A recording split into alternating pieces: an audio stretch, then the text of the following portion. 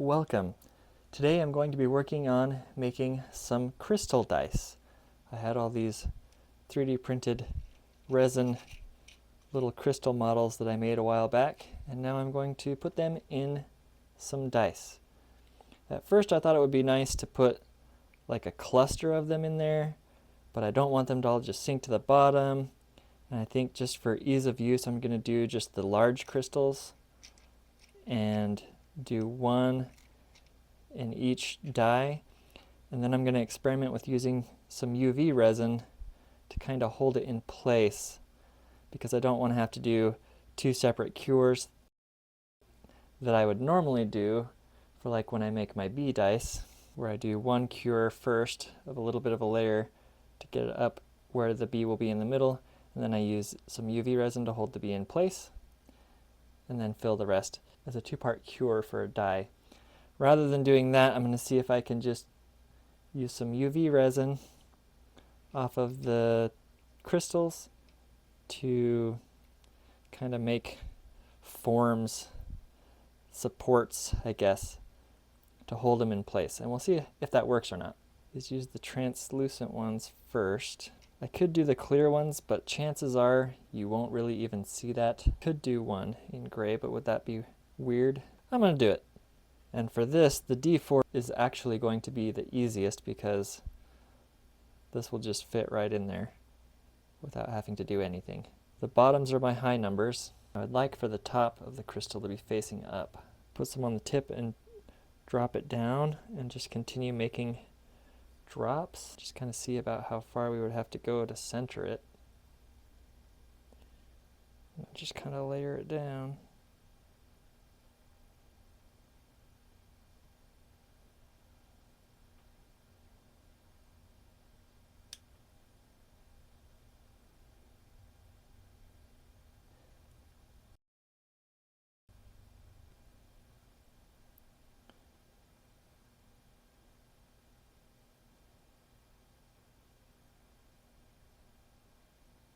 I think that's about where we need to be. So now what I'm going to do is make kind of a cross section. So I'll just use my mold here just to make a short little cross section there. I'm not going to be able to show you this very well because I need 3 hands. But then I'm going to stick this directly in the center and cure that.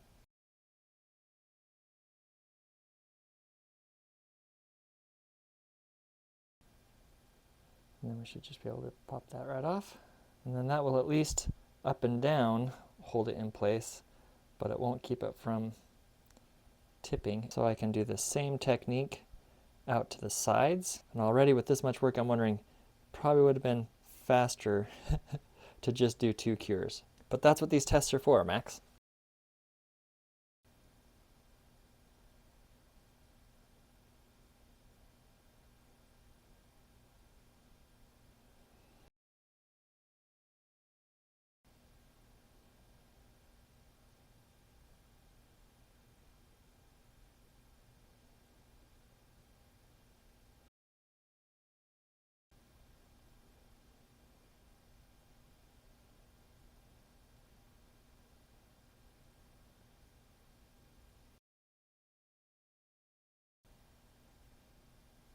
You get the idea.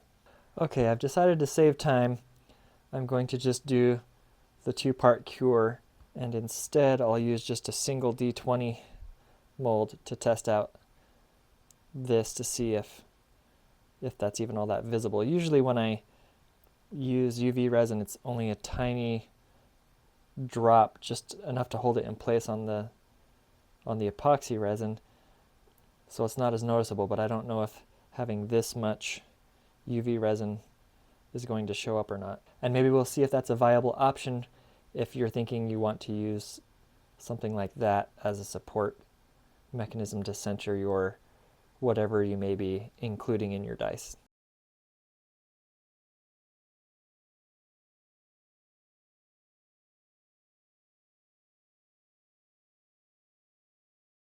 I'm going to put about half, maybe a little more than half in there,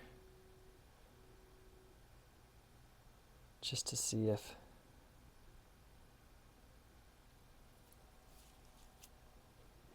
if the fluid will help keep this upright.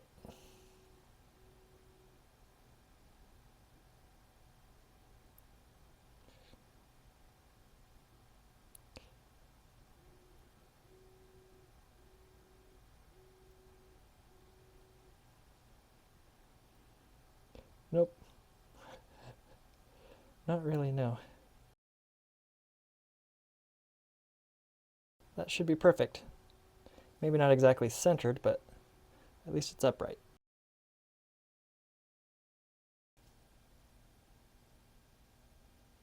Okay, these have just come out of the pressure pot, so let's see what they look like now. Should just have our starts that we can put our gems in. Our test subject here that we used some UV resin as supports.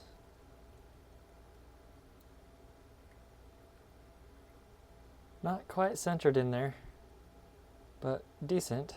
I can see the wisp of the arm there.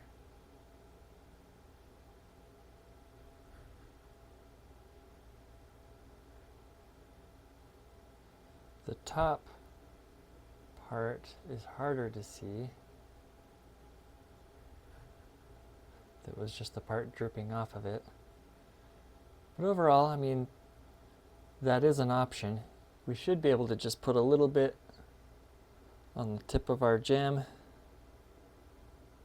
The hard part will be holding it in there. I might try and use some tweezers to hold it in there while we cure it in place.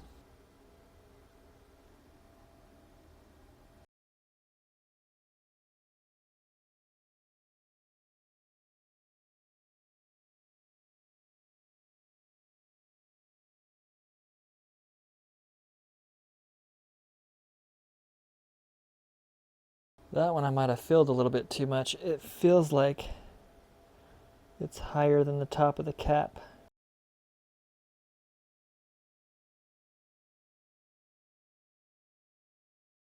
I did put a little too much as my first layer, so it won't be perfect, but you get the idea.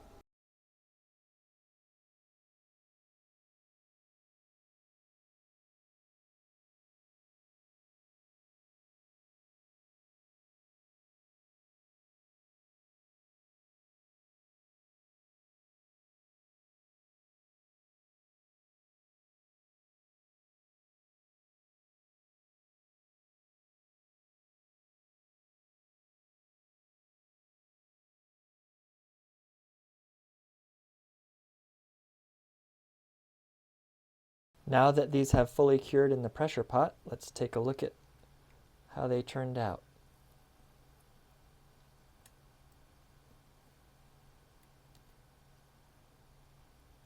It's pretty thick, so it's definitely too tall, but I think it'll work.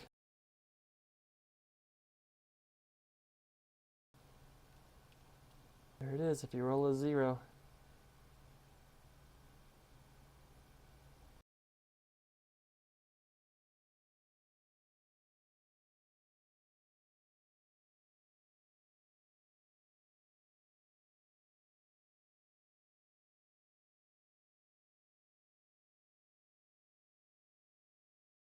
I think when I paint these, I'll do alternating colors.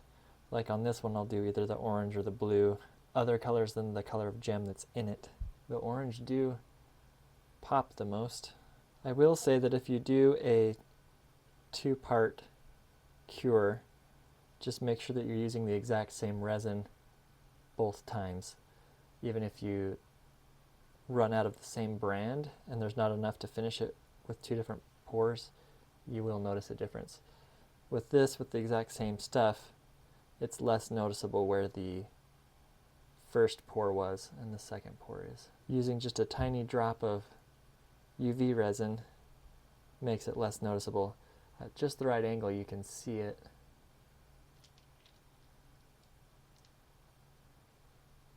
Hopefully this video has been helpful for you in finding ways that you can go about maybe putting some inclusions in your dice and being able to center them, whether it be with a 2-part cure or using UV resin to hold it in place.